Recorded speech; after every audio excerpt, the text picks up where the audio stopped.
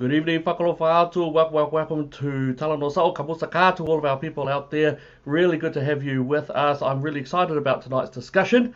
It is something that is really, really important. And without further ado, I want to bring in my special guest. This is Claudette Mayuga. Claudette, how are you? Hi, good evening. Thank Oh, you for good to see you. having Good to me. see you. So great. So, look, we want to get into a real serious discussion. One of the big things that we've known over the years is that we have a very highly regulated health and safety nation, and that has gotten stronger and stronger. And I know we'll have a discussion as to why it is that we have these. We also have a lot of tradies who are watching online and also watching from some of the other angles. Just to let you know, if you are watching in and you want to be part of the discussion, if you want to ask any questions, absolutely feel free to do so. We will break in with whatever we're saying in order to answer any of your specific questions that you might have. The the big one as well is around that idea of health and safety, the tradie aspect, how you can sort of defend yourself, and also your ability to bring up problems that are in the workplace without actually getting slightly pushed out the side, especially if you don't want to rock the boat, especially for those of us, our people who are migrants or who have PRs or who are new to the system. All right, so this is actually something that is for you, for the community, in order to be able to dig under deep. Now, I will break in every now and then if we see a little comment coming up. So we know that this is actually appearing on YouTube, Facebook, Twitter, and a couple of other areas. If you want to be able to communicate or contact, you will have to jump into the YouTube and the couple of the main Facebook channels, and then you can put your points, comments, questions in. Not a problem. In the And meantime, they can I really even do. ask you, sorry, they can even ask in Tagalog Yeah. because you do know a little bit of Tagalog, right? Absolutely. So anyone, if you want to put it in English or Tagalog, go hard. All right. Basically, my Tagalog is quite low, but I'm more than happy to put it out there. Go for it. Write in Tagalog if you want. That's absolutely fine. Claudette's going to give me a little wink, nudge if there is one in there. But we want to make sure that you have the best ability chance to be able to discuss and bring up these issues. All right. So that's really, really important. I do want to just bring in my guest, Claudette. She has got a powerful history in terms of education, especially quality assurance, taking the lead in terms of making it better in order to gain things. All right. So, Claudette, would you be able to just give us a little bit, a brief as to what is it that you're doing currently, and perhaps even a little bit of what you've done in the past. Yeah. I'm the quality assurance manager of a category one training provider of workplace health and safety here in New Zealand. But back then, I was physical education teacher from the Philippines. Now, what do I do right now? It's my job to ensure that the assessment materials, resources, including delivery, meets the requirements of NCQA and that of our um, stakeholders, including you know how trainers deliver the different workplace health and safety training. I oversee the development and review of our training program, including certificate and short courses like working at heights, confined space, MEWP, first aid. It was really great experience when I know big number of our trainings are kababayan.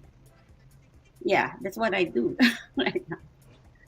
Awesome. And Kababayan, just for you guys who don't speak Tagalog, if I remember correctly, Kababayan is, I believe, a citizen, fellow, comrade in the Right. non-socialist sense. Yeah. Other kabayan or kababayan. Oh, excellent. There we go. See, we got a little bit there for you. Yeah. Excellent. So, Claudette, thank you so much for joining us. We do know that actually every single year, tradies die brutally. All right, and Yeah. that's actually one of the scary things is that currently, if you're a tradie, your likelihood of dying is higher than in the army, and often it is a brutal death. It's not good, and we tragically a lot of it also has the family affected greatly We know, what was it, last year that one of the brothers got picked up and pushed against a container. He died over in winter. That was during a bit of a windstorm there. We had the one, was it, I think it was last month or the month before, where he was working on the Mason site in Newmarket. Steel beam came down from about 8 meters and killed a guy. You know, every year a lot of our people die or are heavily injured, and the amount of preventable accidents, near misses, and fatalities is still unacceptable. So, Claudette, I know that you've got a bit of a presentation that you wanted to do. Could you please start taking us through that, and just you guys out there, have a listen into what Claudette's talking about. She's got a deep understanding of this stuff, and I will pop in whenever she wants me to, pokes me in the nose to do so. So, Claudette, the floor is yours. Thank you. Yeah, this is really a topic that could not be overemphasized, especially among immigrants like me, because we totally have different work scenario that we were trained for or we are used to back in where we come from. But I think I'd like to also share a little bit of the background, how coming here, my experiences applying for a job, the expectations and all that, because this would give our viewers understanding of where immigrants like us are coming from. And I'm sure a lot can relate to this discussion and stories, and hopefully they can take away something vis-a-vis the workers' roles and responsibility as stated in the Health and Safety at Work Act. You see, Elliot, my first work hunting experience here was very interesting, quite humbling, actually. I arrived here with so much positivity, confidence, and whatnot. I believe then that I have everything employers requires: qualification, teaching license, and considerable years of related experience to land successfully to a job here. At least that's what I thought. But obviously, those were not the only thing New Zealand employers look for. New Zealand employers want someone who can do more than regurgitate knowledge. They want someone who can fit in. They need evidence that I can do my job well and relate to range of people. New Zealand is super diverse. I've never seen any workplace in my life before coming here, with lots of diverse personality.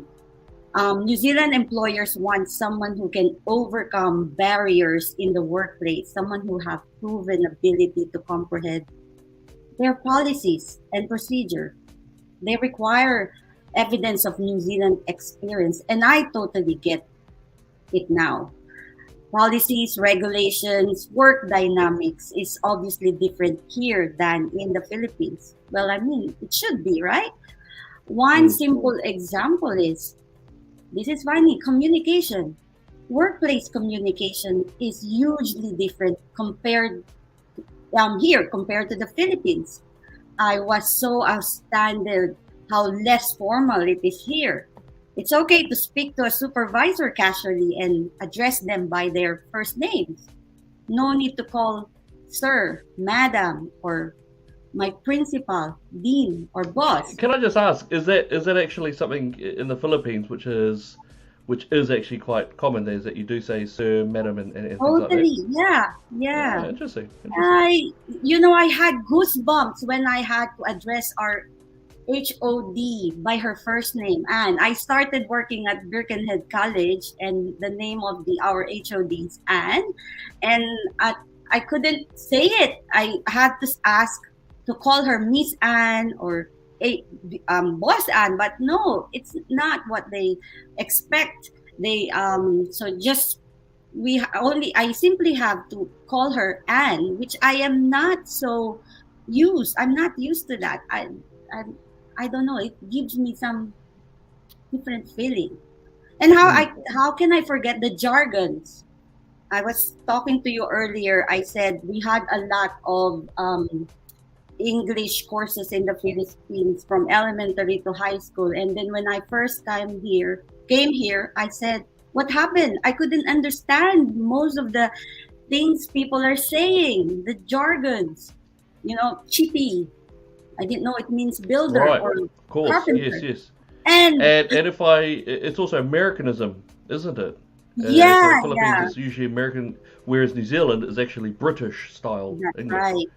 Mm. Yeah, and what the slang like no drama actually meant no problem, but to me it's the other way around. I thought it's something negative. And yeah, nah. I actually thought it means yes, but means no. So things like that. It's so confusing.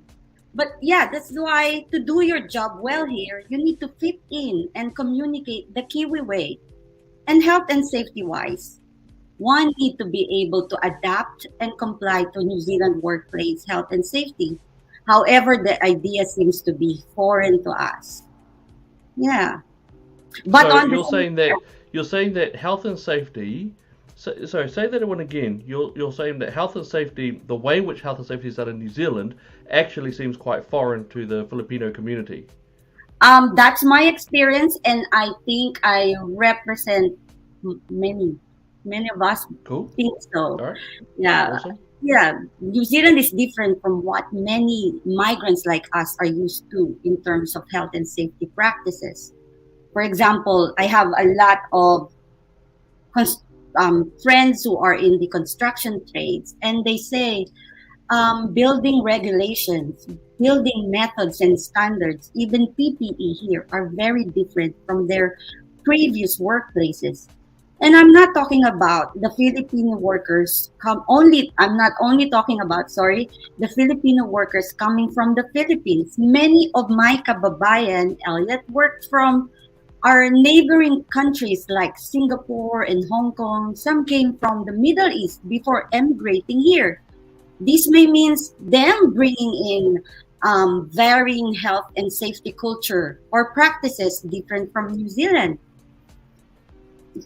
Yeah, so in New Mm. Zealand, workers have responsibilities under the law, the Health and Safety at Work Act, and it is important Yep. that they understand it. Yeah, Yeah. no, that sounds absolutely right. I must admit, so I myself in my professional job also, yeah, I do train in health and safety matters, especially for trainees, things like confined space health, working at heights and those types of areas. And I do find that the Filipino community do seem to, what I've noticed is, at first I thought they were quite fearless and just, jack, psh, all good, I'll just go up there and do what I do. But I have since realized that actually there is a bit of concern around, that they don't want to die. They don't want to die trying to get their money for the family. And the brutal hard facts are, if one of you out there does die, then the company will be sad. They'll put together an envelope of maybe a few $1,000s. They'll send some reps to the funeral, and that's it.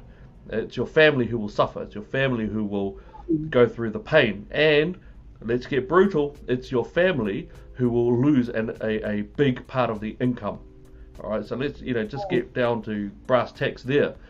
So one of the big ones that we really have to do is to help equip you to be stronger, to be able to speak out against problems, and also, but to do it in a smart way, to do it in a way that's not going to get you slowly pushed out of work, or worse, not be able to extend out that contract, and then suddenly your situation becomes a lot more dire, a lot more problematic.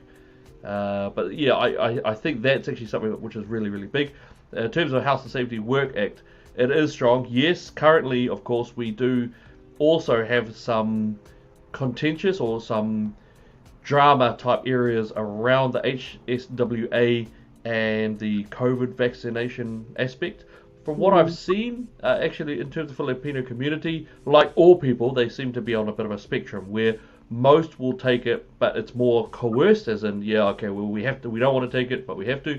Some, yep, let's go hard, boosters, kids, the whole 9 yards. And then some, and I met some actually yesterday, who were absolutely, no, we don't want to do it. We will die on this hill. We will lose our jobs over it if need be.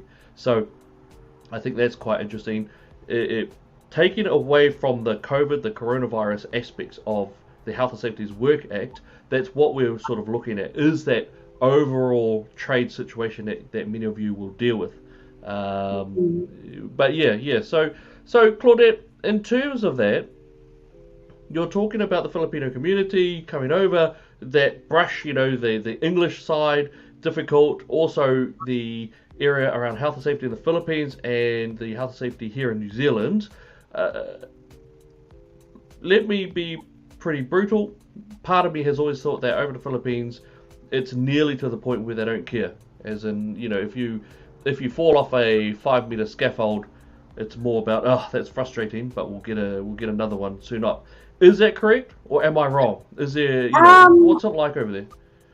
I've been away for 11 years now, but back then, that's pretty much what's happening, especially if, it's due to poverty. When somebody died from the ladder doing carpentry, family will just get paid and that's it. It's not gonna get into the news, unless it's the one who got into accident is somebody, big time or something like that. So yeah, sadly, it is like that long when I was still there, and I think we're getting there right now. It's just not in the practice. I noticed that in here, all people get trained to wear a harness and or to operate the MEWP, right? And every single courses has to have a big percentage of health and safety. And I was talking to one of my friends here who is now working as a welder. I asked where he was trained for welding, and he said, yeah, in the Philippines before coming here. And then I asked whether in the lesson or in the training, whether it involves a little bit of health and safety, something, similar to what we do here. And he said, no, I got to learn all about it when I came here, and employers sent me to different trainings. So that's yeah. Yep. No, that's fair. I don't want to divert too much, but I just one last bit on terms of the Philippines context. The Duterte, the highly contentious president who actually I sort of approve of mostly, but I know it gets a bit dramatic. What about him? Has he put any policies in place in the Philippines to make health and safety a more pressing subject? In schools, none that I know of at the moment, but I know that there is I just forgot the RA Act that they have passed in 2018, and it's just brushing through, I saw that there's a similarity in what we have here, but then I don't believe that it's being pushed the way it is in here. That's how I feel. No, fair enough. Yeah. But then that's important. They already have something there. All they need to do is, get serious on it. Yeah, good. Just let you know, everyone, Sarah's brought up a point. Are the health and safety regulations helping or hindering business? I think that's actually a really good question.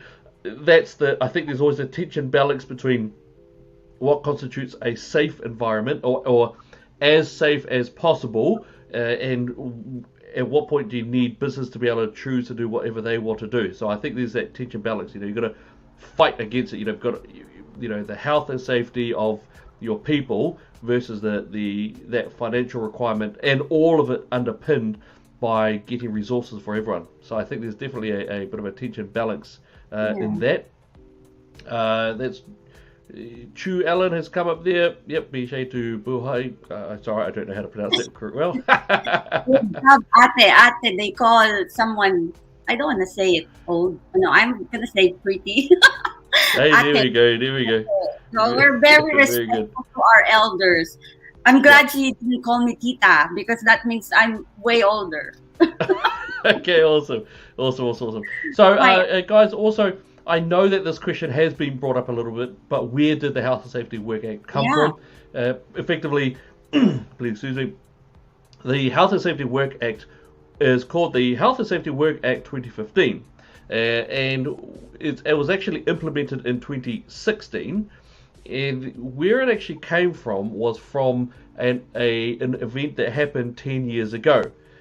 So what happened 10 years ago, of course, I'm going to see if I can pull it up for you now, is something that was devastating. You know, it killed a lot of our people as well. Just absolutely horrific. Let's have a look there. Yep. All right, so this area here, these guys were the Pike River mine workers. All right, now you may or may not have heard of this environment. So many of our people died. Effectively, what happened is that they rolled in, and then there was explosions, continuous explosions in the mine, and unfortunately, just really sadly, some of them weren't able to get out. In fact, the story gets a bit worse. They've tried everything that they can do to try to get the bodies out. So right now, all of those bodies, or by now the remains of the bodies, are still in the mine. They can't get them out. We can't get them out. This happened on the west coast of New Zealand. You know, that's what happened there. It was quite spontaneous combustion, and then that led to explosive environments. Sadly, many different politicians have said that they can get the bodies out. They can't. They haven't been able to. So what did happen as well is that you had the CEO. He came on today and he was all tearful and everything. And he, absolutely, that was good. I absolutely believe that he was tearful and everything. But fast forward a little while, and we discovered that in actual fact, there were multiple problems. There was multiple layered problems that led to an unsafe situation, including from the upper management. Their CEO, they did engage in unsafe practices, or they allowed unsafe practices to develop. That came from them. That came from their situations. Even the inspectors were slightly defunded in the area, and that led to unsafe practices. So at different levels of the governance over this mine, it led to just a horrific situation where the guys went in there and they just didn't come back out. And we just went angry as. In fact, my last information on the CEO, for example, the ex-CEO, is that he's actually over in Australia, living large. He's got multiple properties. He's rich as he's going well. That's unacceptable. But what happened in terms of the law, we had to do something, because at multiple levels it went wrong. So they gathered together, spent years working on a proper functioning health and safety law, and that's what we came out with. So we ended up with the Health and Safety Work Act. I'm going to bring that one up for you as well, because it is quite an incredibly important document. It's something which is just really is a really important document. All right, that's it there. Okay, so this is the version. Now they've added to the version, obviously because of the whole latest COVID stuff. All right, but this is the Health and Safety Work Act. Overall, it's actually a really excellent document. There's a couple of bits in there that some of us don't really like, but overall, it's actually quite an excellent document. It's there. What it really does, as well, is it cuts up the roles of the workers, or cuts up the roles of the people in there. So you've got four areas. You've got the PCBO, which is the persons conducting business or undertaking. That is basically the business owners, the guys who are doing a business, or sole traders. Then you've got the officers, and those are leading foremen, supervisors, project management, team leads, those guys. Then you've got the worker, that's the rest of us, that doing the work. Then you've got, sometimes they call them others, or suppliers, manufacturers. So suppliers, manufacturers, site visitors, some site management areas, and things like that. So each of those four they cut them up into 4 pieces, and then they actually have sets of laws for each one of the 4. That's why overall it's actually really excellent. But this also gives the worker, a lot of us out there, the power. Even there's one that we'll talk about at the very end of this presentation. There's one in particular which actually is an awesome little sneaky way of being able to have your concerns met, forced, and also you are out of the picture. All right, but we'll talk about that one probably near the end. So that's basically the Health and Safety at Work Act. Yeah, absolutely. Look, Patricia's made a comment there. Very sad and preventable. Yes, it was. Yes, it was. The 29 New Zealand brothers, they didn't need to happen. All right. So incredibly sad. That's sort of what's going on in that environment. So yeah, Claudette. Sorry, I wanted just to jump in there and have a quick chat about that. So you were looking at Health Safety Work Act as well. What's your part of that, and what did you want to share with us on that? Just to bring out the message there that the Health and Safety Work Act is about looking after each other.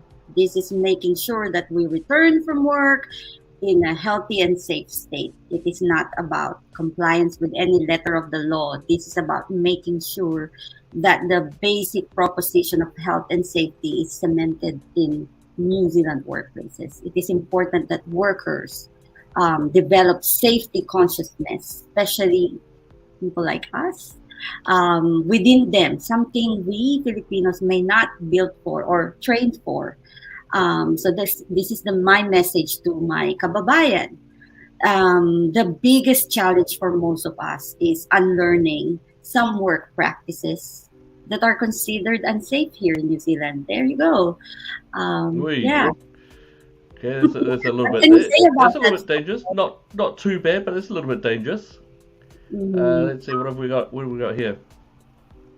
Oi. Keep your steel. Hey, get your hard hats on, people. Keep your hard hats on. Right. Yeah, Yeah, absolutely. That was a bit of a. This one's interesting. Okay, that's really, really bad. I'll go off my head if I see someone do that. All right, so obviously they're doing some hot work. Superman. We're made of iron. Whew. Yeah, that'll just be. Here's a powerful one. Awesome. Hey, there we go. All right. So I have actually seen. I haven't seen, but I have seen that there are serious considerations for that guy with the paper on his face. Like, I've actually seen that people have done that before, and I think that's quite insane. The guy on the right, that's a very obvious one. You're asking for death right there. That's just absolutely shocking. And one that is probably our last one that we've got there, which is probably not that funny. And can I just point out to everyone out there that one actually does happen a lot, and still happens a little bit on some New Zealand sites. All right, now, I can tell you right now that if some of us see something like that, we'll go off our rocker. All right, we'll just go off, and no real sympathy for that one. I have probably in my own experience of what I've seen as well. I have seen things like concrete cutters not using water. They might be cutting concrete. They've even got the place where you can actually plumb in the water, not using it whatsoever. We also know that some of the people who are at heights, they won't bother to get a harness even though they've been told to. Sorry, not a harness, but like a twin leg lanyard or anything like that. What's another one that I've sort of spotted? Yes, in terms of confined spaces. Now, I know that for some of us, I'm speaking in words and jargon that may not understood, but if you're a trader, you generally know what we're talking about. I have also spotted some major companies where they've actually had someone down a manhole, down the sewer lines or stormwater, and they're not watching the guy down the hole, whereas we actually really strongly need to always be in continuous visual monitoring to make sure that guy doesn't die or collapse from hydrogen sulfide poisoning or from carbon monoxide poisoning, like what happened about a couple of weeks ago over in Kumu. All right, so there are absolutely still people doing unsafe practices, and may I just point out, WorkSafe. WorkSafe, who now I want to jump in there as well. We're not talking about the COVID stuff. That's a separate subject, even though it's under the same law. But WorkSafe will have the power to stop work on your entire site. That includes everyone, and they can actually ping you individually for up to $6,000. That's individually. That's not your. It's not your boss. It's not your company. That's you. So you want to be quite careful about how you are risking your life and how you're keeping yourself safe, and also your family safe as well. Because the fact is, you're out there working those hard hours, those hard days, and those dangerous jobs. You are bringing home money that is desperately needed for the family. So I am going to go to that ruthless part and just say, hey, make sure you're safe. If not for yourself, then for your family, and also your family's stability. For your loved one. Absolutely. So yeah. Sorry, Claudia, I thought I'd jump in there. Yeah, it's really good. Like we said, workers have responsibility, and that is workers have health and safety responsibility and must take reasonable care for their own health and safety and that of others. So that's like what you mentioned, wearing correct PPE. Let the job of PPE protect you. That's why it's there, something like that. But one of the topic that I really want to inject here is about fatigue as well, and also making sure a work-life balance, observing rest periods, avoiding overexhaustion, allocating time to recover from work physically and mentally, because we Filipinos, due to many circumstances, tend to overwork. We love taking as much as overtime as we can. We all know that fatigue that results from overworking can severely affect our ability to work safely and work effectively. Workers needs to remember that under the Employment Relations Act of 2000, employees are entitled to rest and meal breaks. These provide a reasonable chance for us, all workers, during work periods to rest, refresh, and take care of personal matters. So, the workplaces have responsibility to make sure that there are policies in place for workers, managers, and supervisors, which include information about maximum shift length and average weekly hours, work-related travel, procedure for reporting fatigue risk, procedure for managing fatigue workers. And talking about our responsibility, it is our responsibility to turn up in a state fit for work, having done everything possible we can to get a good sleep and rest. It is also our responsibility to inform our manager or supervisor if a task is beyond our capabilities. Yeah. We should be able to. I would look, and the fact is that also you're gonna get some crap supervisors. You are. Look, I'm sure we've got examples. You'll have examples, but most of them aren't crap. Most of them, they know damn well that they actually have to look after you, and they've got to make sure that you're going to be in a state ready for work. Yeah. If we're going to go to brutal levels, they want money, all right? So there's that aspect. They want money. They got to get jobs done. Therefore, they need to make sure that their people who are doing the work are in the best possible condition to do the work. That's you. That's where that area, the days of let's whip these guys until they're bled and bone dry, and then they can just gap it, and then we don't care. Those days mostly are over. Yes, there are a few, and I do mean few. They are in the minority. There are a very few amount of particular bosses who are still of that old school mindset of just get stuff, get up that ladder, hurry up, go hard, scaffold up to 10 meters. I don't care if it takes you all day. Very seldom do you get those guys, because they know, the bosses know, the law will come down on them like a ton of bricks, and they will come down on them like a ton of bricks. All right, so that's actually something which is really, really important. Claudette, we've got a little bit of Tagalog going on here. Maybe you could give us a bit of a chit chat there. Oh, it's hi. It's just a greeting from my comare, from my Oh, friend. there you go. Hey. All right. Also, Agadu has said unpaid break. What can we do about it? Now, I'm going to assume that you should be getting a break, but actually not getting a break. Is that correct? Am I sort of? I think that's what he's actually talking about. You know, if you are supposed to get a break under the Employment Relations Act, you are to be given breaks. Now, I believe it's now. Help me out here, Claudette. What are the breaks in terms of time worked? Because I believe it's 4 hours, then it's 15, and then it's 8 hours, and then it's a half, or something like that. Yeah.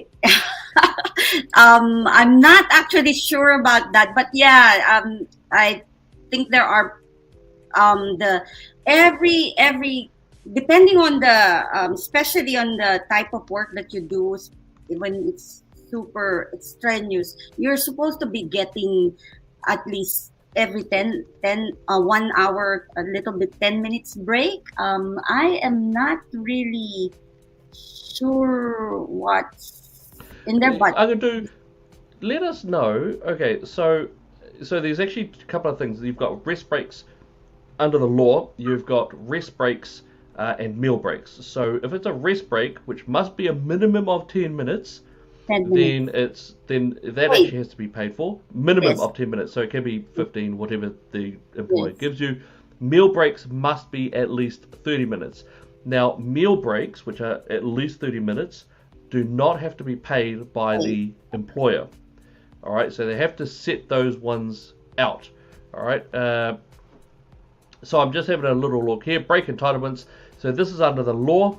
2 to 4 hours work, you get under the law. 2 to 4 hours work, you get a minimum of 1 10-minute paid rest break.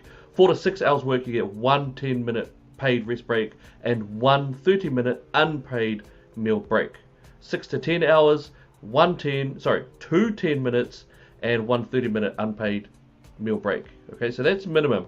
Now for retail or something which is less physically strenuous, that would make sense. However, if you are engaging in, and look, let's say scaffolding. I've done scaffolding before in my life. You know, if you would, that's not going to work for scaffolding. You know, you need to do that. So you, again, listen in for when we talk near the end of this discussion for that this role that we will bring up, which is in the law, and that's actually the role that you could actually push that. Beyond that, bring it up with your boss, with your supervisor, because in actual fact, most of the time they'll listen. They don't want you to get overexerted.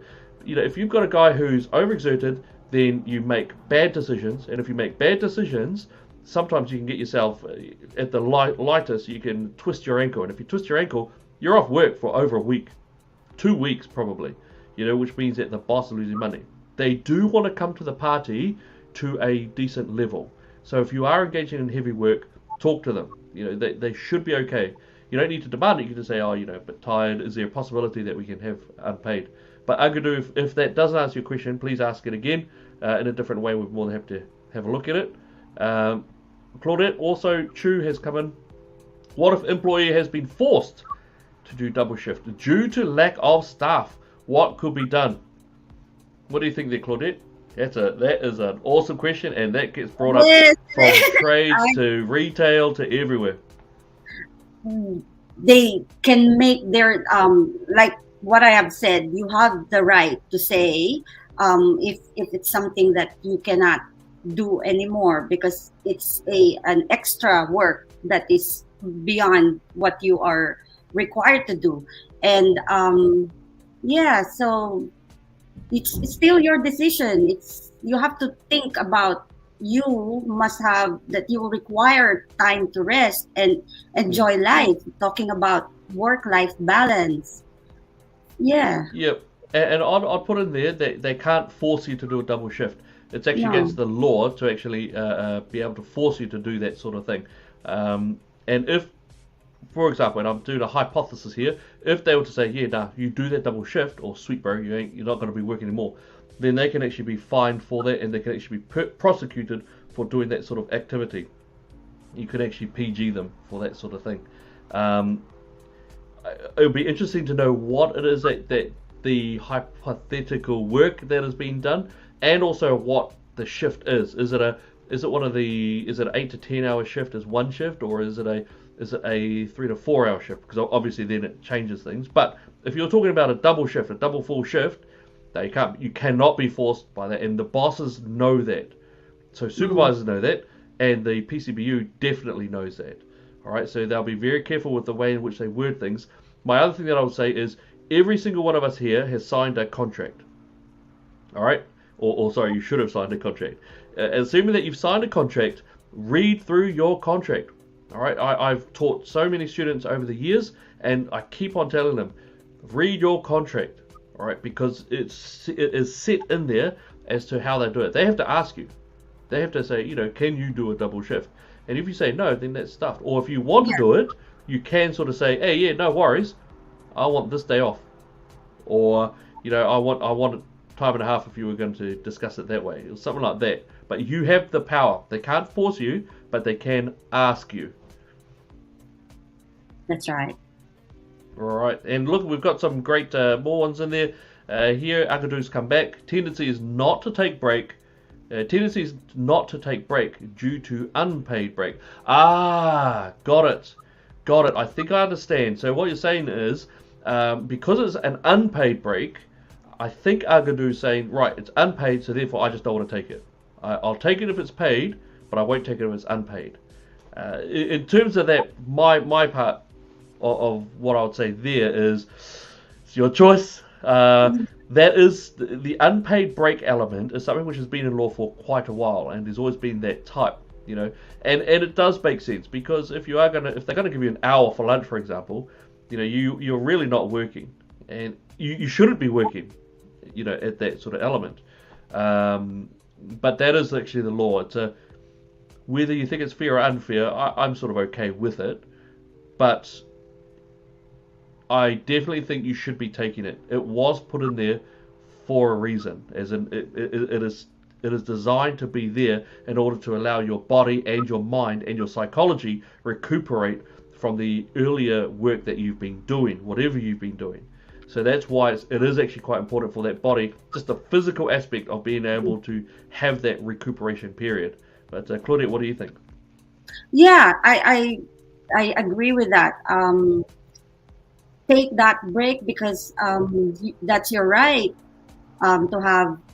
So if it's not paid, you still need it. It's your performance will be affected. It will be counterproductive if you will be work straight hours, especially now summer. You need to take a lot of breaks as you can, and even if it's unpaid, it's for your own good too. So yeah. And can I just jump in there? There was a time, and I'll go back to my scaffolding days when I was doing some scaff work over in Milldale, and we were working hard. I just got really tired, and I was, no, let's gut it, man, let's gut it. So I refused to take the break. I ended up dropping a couple of 21-foot tubes. We were working with tube and clip. That's a big, long metal tubes. I dropped a couple of tubes from a couple of lifts up. So, from around about 4 meters up, I dropped those tubes. Thank God no one was underneath it at the time, but we were setting it up, and I could have actually hit someone. That's my fault. That's my bad. But that's because I worked. I decided not get stuff. I just want to gun hard so we can go home earlier. So my strong encouragement is to look, if you've got that, especially if you're a tradie, take that time. You physically need it in order to recuperate and be stronger. So thank you for that. Shane Harlan is, most of the time those supervisors are good. They really what to do, what's best for their guys, but when push comes, the rules are bent to make it work. That's fair. Very fair comment. Very fair comment. And that's the element. See, that is actually a really good example of what Claudette has been talking about, is that idea that we don't want to rock the boat sometimes. And for me, sweet. I'm a citizen. I'm good. I can just go, sorry mate, get stuff. No, not going to do it. But that is because I am a citizen. I don't get pushed out. I don't get, oh my gosh, my PR's in jeopardy, or I'm trying to apply for more, get my visa extended, or whatever. I don't have that issue. So yeah, we'll talk about it real soon, about that one little cool thing that we've got, that we've realized that most people don't even know exists enshrined in the law. All right, but Yeah. Shane brings up a really good point, and he's absolutely on point with that. That sometimes that does happen. Claudette, what do you think? It does, especially among us Filipinos. It's cultural thing. We're not really comfortable saying no to our supervisor. Not, um, it's just not. We are not built that way. We Sir, look at madam, all that. authority. They are authority. So even if we agree, we just do not want to um, break the bridge, or Yeah, be seen as someone who is a problem in the workplace. So even if we don't want to do it, we tend to just do it. It's just us. yeah, Yeah, so fair enough. cultural Yeah, thing. yeah, and And that's actually a good point. Yeah, because I mean, a Kiwi can say, "Nah, get stuffed, mate." Whereas you're right. I do notice that the Filipinos very much, it reminds me even of some of the islander ways. Where a lot of our brothers from the Pacifica, they won't speak up. They'll shift on, but they'll just do what they're told, and they'll just carry it on. So it's a really yeah, good point that you do bring up. yeah, we are not confrontational. This is something very Filipino. And like Mm. you have mentioned, the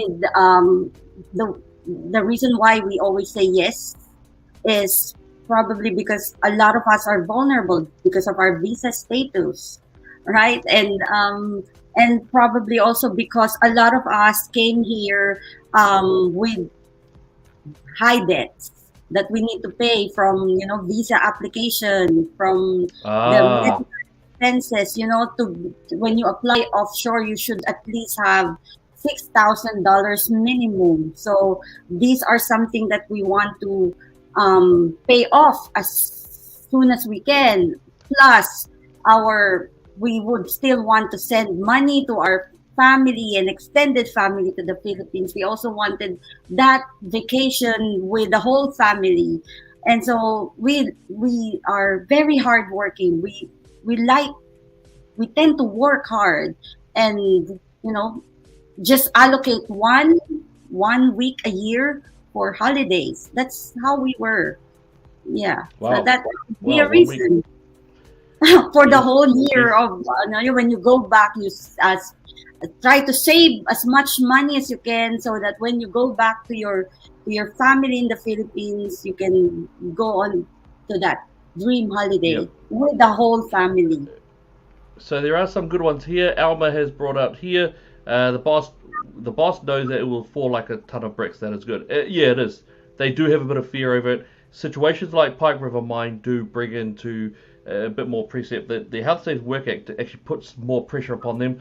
Also, the Health Safety Work Act, from what I've seen, actually pulls the officers or foremen, leading hands, supervisors really into control a lot more. That's actually one thing which I've noticed. So whether they know it or not, the law actually hits them pretty hard. So there is that element there. Alma has also brought out this part, and Claudette, let's see if we can have a think here.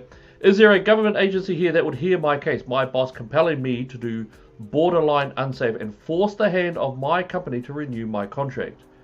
So that's actually quite interesting. I'm wondering if that could be quite interesting. So Alma, if you can, I think if you could, I'm going to lean it out there. If you can maybe message, depending on what you're on, if you're on the Daily Examiner, message the Daily Examiner direct, give us a DM, and then we'll actually get in touch with Claudette, and we'll make sure that a connection happens so that we can actually have a look at this case and see if we can direct you at an angle. In terms of the organisation who is the police of the tradies, that would be WorkSafe. WorkSafe are the ones who come on and they'll check to see any breaches in there. So, for example, the White Island tragedy, where the White Island had an eruption, WorkSafe have gone in there and they've charged and they've gone to court with those operators. Also, the gas fitter with nearly 30 years experience who did not cap the gas, did not do a proper lotto on the gas line, and then the house blew up in Christchurch in 2019, I believe it was. WorkSafe prosecuted him. He got off easily, or not, sorry, not easily, it's wrong. He got off reasonably lightly, I think it was 58,000 for him individually, and I believe it was 212,000 for his company. Main reason, though, that he got off lightly is because no one died, and also he did the right thing and put his hand the whole way through. He said, that's me, I didn't keep the gas, all of that sort of stuff. So WorkSafe are the main guys there. But if you can DM the Daily Examiner, we'll make sure that we can get in touch there to discuss that part. So thank you very much for that. Amor has come in with an absolutely good comment and good question. Should PPE be provided by employer free of charge? Claudette, what do you think? It is. It should be. It should be. It's in the responsibility of the employer to provide you the PPE you need to be able to do your work. Yep, absolutely. Yeah. Yep, well said. So in terms of that, in terms of PPE, now I'm going to bring you over here. All right, I'm just going to bring you over here. Let's have a look there. I'm going to show you actually in terms of that. Again, if you're a bit geeky, you can actually look these things up. All right, they can actually be quite useful to have a look. But if we have a look at this, all right. The duty of a PCB who manages or controls the workplace. All right, they must ensure, so far as reasonably practicable, that the workplace means of blah blah blah, are without risks to health of persons. Okay, then it comes down here, manage the control of place. Their role, they must actually fix anything, fixtures, fittings, or plant at the workplaces. So if you do have ones where you've got, for example, your back cages are broken or anything like that, under the law, it's no longer best practice. Now under the law, they must fix it. They must actually make sure that gets done. Then manufacturing, and the reason why I'm going through this is I want to show you sort of how this can be used. Okay, all of this is under the law. All right, their duties of workers. So it depends on, okay, so that's going to take me forever to look for, that's okay. Effectively, and more, your boss should be giving you the tools in which to do your work safely, and generally that means that they should be giving you PPE. It depends on your work, but if they have identified in the hazard and risk assessment that it is going to be dangerous for you to do your work. So, for example, if you do work in sewer lines, for example, then they must be able to provide you with PPE such as metal, gas detectors, gas monitoring equipment. Then they can actually engage in terms of gumboots, longs, and that sort of stuff. So they should actually be providing you with that if it is identified under the JSEA or the Hazard Risk Assessment. So they should be. Be good to know what you do. Then we can sort of have a look at that individually. But generally speaking, yes, they do. All right, that is actually what they should be doing. Let's have a look down here. Shane Harlan's come down. It's the expectation that most Filipinos be in the medical sector, as I see and have worked with them in those fields. Wonderful, smiling, happy people. Ah, that's good. Yes, I would have to say, I must admit, so I hung with the Filipino crew over in Australia when I lived over there. Yes, smiling and happy, and then could get straight gangster. So something which is quite interesting there. Look, please keep throwing through your questions. I noticed that we're actually only a couple of minutes out from our hour's time, but we will go longer if we need to. All right. So, Claudette, is there anything before we talk about the HNS rep? Is there anything that you wanted to bring up before we do that part? Just quick. I'm sure everyone already know their rights, like as stipulated in the Health and Safety Work Act. I would like to quickly mention them until we get to that health and safety representative part. So I just want to emphasize that workers here have the right to work in a healthy and safe environment. That's what we were talking about, and you read that part in the legislation. They have the right to access adequate facilities. There should be provision for toilets, washing facilities, and first aid. It's their right to have sufficient training, information, and support on how to do their job safely, contribute to health and safety decisions at your workplace, so you don't keep quiet. You participate. Tell them how you feel, how you think, and then, like, yes, Amor, it's your right to have personal protective equipment, understand emergency procedures, and refuse unsafe work. Refuse unsafe work. This is what I really want to emphasize. If it's not safe, speak up. You have the right to stop work or refuse to carry out work if you believe that doing the work would expose you and or anyone else to a serious risk. Yep, absolutely right. Absolutely right. Video to show an example if we have time, or and I think one of the big ones there as well is that keep in mind that the supervisors, your supervisors under the law, they must bring you in to discuss it. So when you turn up on site and there's that weird thing where it's like, nah, bro, just sign on the dotted line and that's it. That's actually not the law. The law's very clear about that, is that the supervisors have to bring you in to be able to discuss it. They have to allow that. It's no longer best practice. It's no longer a good idea. It is a legislated need of the supervisor, or sorry, the officer, which is generally your supervisor, to do. Yeah. So it is quite big. Very, very, very important. I think maybe what we'll do is, it could be quite good. I think those ones that you want to bring up, good. Maybe let's leave that for next time that we have a bit of a chat about that. Let's have a talk about, so you, under the law, your ability to speak out is protected. It is. But we all know real world, and we know that sometimes we feel like, shucks, if I say something, my hours are going to get cut, or I'm going to be slowly pushed out, or I just don't want to rock the boat. Anything like that. Or even if you're feeling a bit, vulnerable about bringing up, that there's a little bit of what looks like asbestos spilling out of the jib board over there, but you may not want to bring it up. So, Claudette, is there a... Yeah, exactly.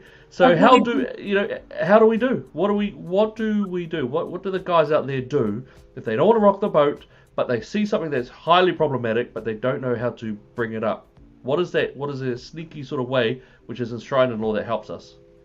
We can find somebody who can speak for us. We can nominate a health and safety representative. Am I right? Absolutely. Yeah. Awesome. Well said. So guys, one of the big ones, this is something that gets lost a lot. People think health and safety officers, health and safety team, HR reps, all these words get confused. If there's one big role that you can use, one massive role, it is called the health and safety representative. All right, that is the health and safety representative, not HNS team, not HR team or anything like that. I'm talking about the health and safety representative. The representative one is probably the big one that you're looking at there. And what they are, effectively, is they are ones who fight on your behalf. So how it operates is, let me just get back to my area. How it operates is that if you make a request saying, hey boss, or hey supervisor, or basically boss, even if you send a text or an email, you say, hey, is it okay? Can we have a health and safety representative? Remember, representative. Then the law kicks in immediately. At that point, under the law, the boss must start election proceedings. All right. Well, what does that mean? Well, what that means is basically the boss has to start the ability to have elections within the crew. So if there's like 20 of you guys, or let's say 15, because 15 tends to be a bit of a better number.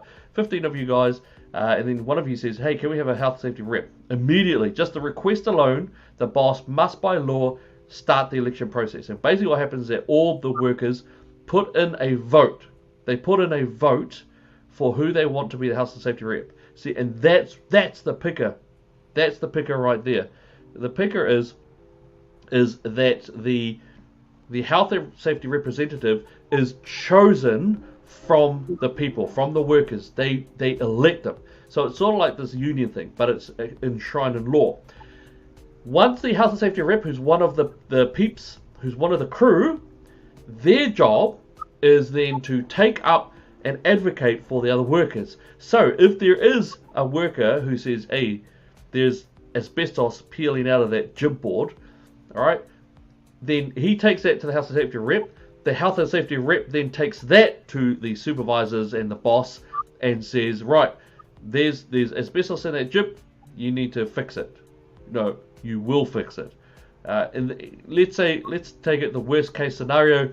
The boss is a real baddie. Says, get stuff. Who told you that? Who told you that? The HSR or the health and safety rep does not say anything. This does not say anything, and that's incredibly powerful. So all of the other workers can come towards, and even if it's out of work, even if it's a text, even if it's on the side, hey, brother, this thing over here. All of them can sneakily go alongside the health and safety representative, tell them the issue, and then the health and safety representative has the power to go directly to the boss. It has the power to not just ask, but actually demand that the problem is fixed. And the health and safety representative actually has some significant powers. All right, so they've actually got a bit of power there. All right, functions. Representing health and safety matters, yeah, sure. Recommendation of health and safety, investigating complaints, and risk to worker health and safety. That one there. Keep in mind, they don't tell the boss who gave them the information. That's not what their job is for. The entire role is there to stand up for the workers. That's the big one. Now, the powers can actually allow them to request relevant information from the PCBU. That means that they've got to have all the information there. They can inspect a workplace. They've got the power to go from their site to one of the other work sites under the same company and inspect it. That's power, okay? And they can also interview. They can also go to interviews as well if need be. Work alongside any of the workers. All right. Once they're trained, this bit here, this is a pin. A pin basically demands that the boss will fix the problem. All right, and if not, then they can actually be punished for that, again, by the law. All right, and this again, the person who you would select as your health and safety rep is someone who, they have the power to direct a worker to cease work that would expose them to serious risk. All right, they've got the ability for that. You've got the ability to say no. The health and safety rep has the ability to say you will stop. Okay, and that's something which is, I think, incredibly powerful and very useful for the crew. It's really important because that health and safety representative, both myself and Claudette have seen that most people don't even know about this role. Okay, this role is incredibly important to the crew. It really, really is. Morale. Where I have seen health and safety representatives installed, I have seen higher morale and, well, judging from what they've said, better health and safety on their sites. Really, it's a wonderful thing. If you are the HSR, you got a little bit more work to do, but you get a few days off in the year. You do have a little bit of power, and also, one of the big things about being an HSR means that you're looking after your people. You really, really are. But I can tell you, yeah. It's absolutely wonderful. So Claudette, what would you like to add to that? Yeah, you said everything, and it's beautiful. Yeah, awesome. I can say that's one of the best thing that is in the HSWA Act. And everyone needs to know that, if you cannot say it yourself, you can say it to to your nominated health and safety representative with confidence, without fear of being so that's really beautiful. And can I just say, I have yet to come across a Filipino health safety rep. I've yet to come across one. We need more Filipino health and safety representatives. Right? I hate identity politics. I can't stand them. But I acknowledge that in terms of being able to understand when you've got a big amount of groups there, you need someone who can understand the culture, like what you've sort of said as well, Claudette, who can speak, oh, okay, they're not speaking out because of this. And that's incredibly, incredibly important. So I've trained a number of HSRs. I love doing it. I think it's really good because we're empowering them to defend. It's really important. It really, really is. And it's so unknown. Training for health and safety rep, so that they know their responsibility. They'll learn more about the act or their power. And the whole of it. So, if we can get more Filipinos in there, honestly, I think it'll be a lot safer environment, and I think a lot happier. I think because you've got someone who has got your back, and I think that really, really helps. We've had a comment here from Alma again. So sorry, my area. My boss is very keen on safety. Choice, cool, awesome. Just asking if WorkSafe can help a foreign worker renew his contract.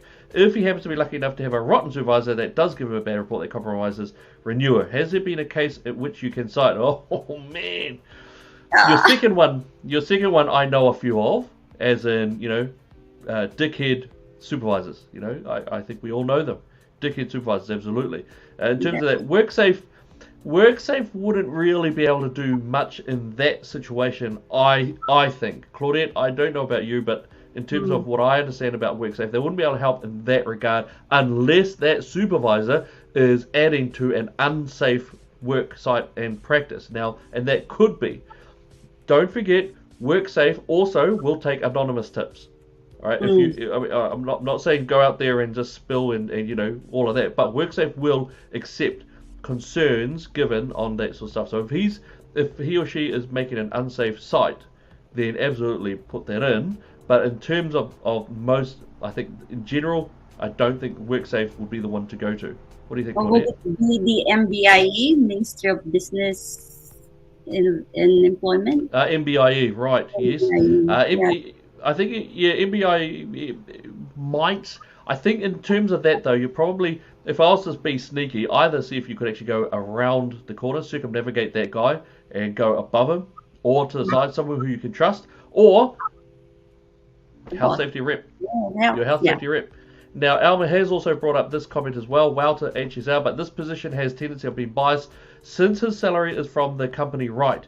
Great point. Very excellent point there, Alma. One of the great things about it is that if you've got a crew of like 10, 15 of you guys, and then you vote for this guy, then you've got to vote for someone who's got integrity in that. And you will find them. You'll find them.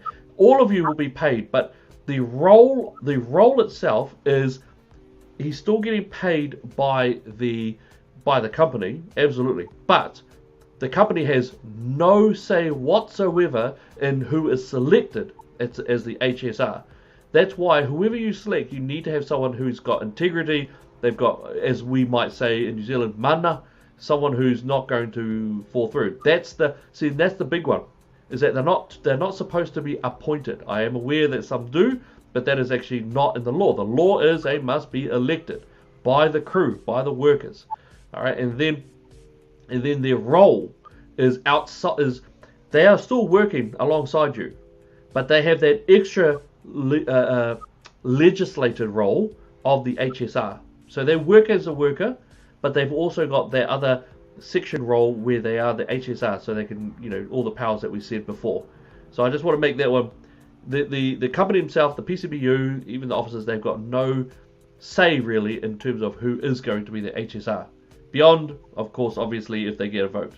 All right, but you're in general, not even in general, I have yet to come across one where it's an HSR and the company has not had a positive benefit at the worker level, if that makes sense. What would you say there, Claudette? Yeah, I agree. I totally agree with you. Got nothing else to say. But I think apart from HSR, the union will still be gonna be there for them. Yes, yep, absolutely.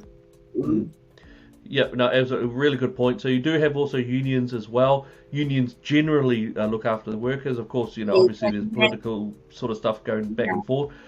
I think the reason why my personal like is for the HSR is because the HSR is like the little union of the crew in that company, whereas a union might be meat workers association, and sort of across the different companies. Whereas the HSR is very specific to that one company, that one PCBU.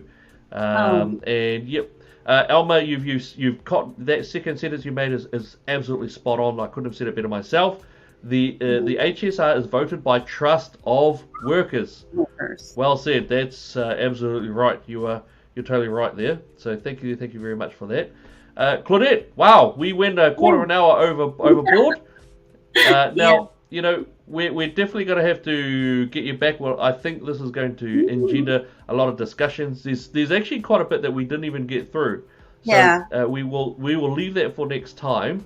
But in the meantime, Claudette, is there any last message that you would like to give to our people out there before we finish off? I just would like to encourage everyone to make a difference in the name of health and safety. We must play our part in ours and our friends' health and safety. And, we spend more time at work than we do at almost any single place in our life. So all that comes right along, given one thing, that we stay safe enough to keep working. We stay safe for our family and for our loved ones. So be safe. Well said. Oh, well said. Can't add to that one. So, look, thank you so much, everyone, for putting in their questions and comments. Really excellent. We will do this again. And I think it might even end up being a bit of a regular thing. Again, throw your questions in there. It's absolutely wonderful to see. Thank you so much. In the meantime, God bless you, God bless your families, and God bless New Zealand. See you later.